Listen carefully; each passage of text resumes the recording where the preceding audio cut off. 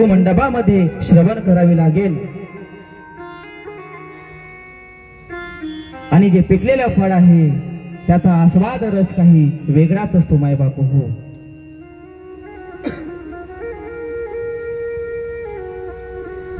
ती स्त्री रडत सुटली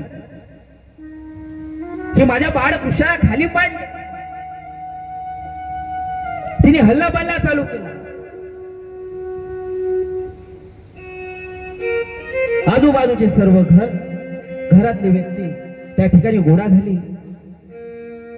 तिचा मुलगा ऑफिसला गेला होता आणि मुलाला फोन करून घरी बोलावले. अरे बघ ना तुझी आई रडत आहे, आम्हाला काही समजत नाही आहे. तिचा मुलगा घरी आला.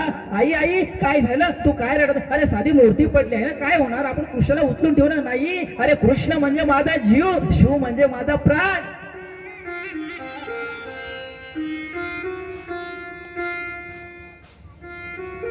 कृष्ण सहज मिळत नाही, लक्षात घ्या, शिव सहज मिळत नाही. कृष्णाची भक्ती अनुभूती घेण्यासाठी वृंदावनामध्ये जा. अनेक पदाधिकारी, PSI, IPS, प्रेमानंद नावाचे संत आहे, प्रेमानंद महाराज.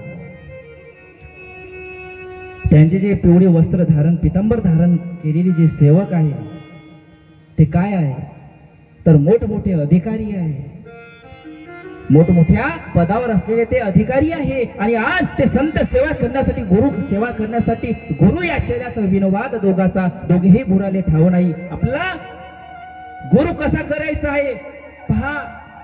एखादी भगवे वस्त्र परिधान करून आहे म्हणजे तू गुरु आहे का? नाही.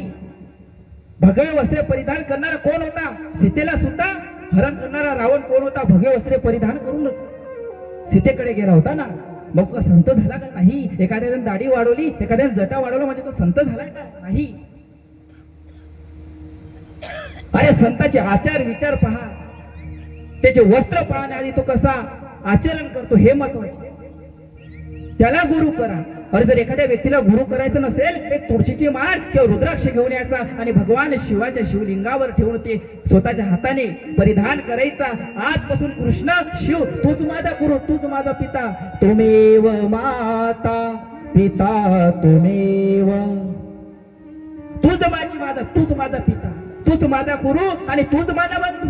कृष्ण माझी माता, कृष्ण माझा पिता, कृष्ण माझी माता, कृष्ण माझा पिता, कृष्ण माझी माता, कृष्ण माझा पिता, कृष्ण माझी माता, कृष्ण माझा पिता.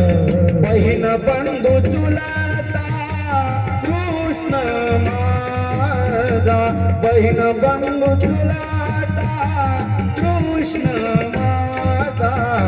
कृष्ण माझी माता, कृष्ण माझा पिता, कृष्ण माझी माता, कृष्ण माझा पिता.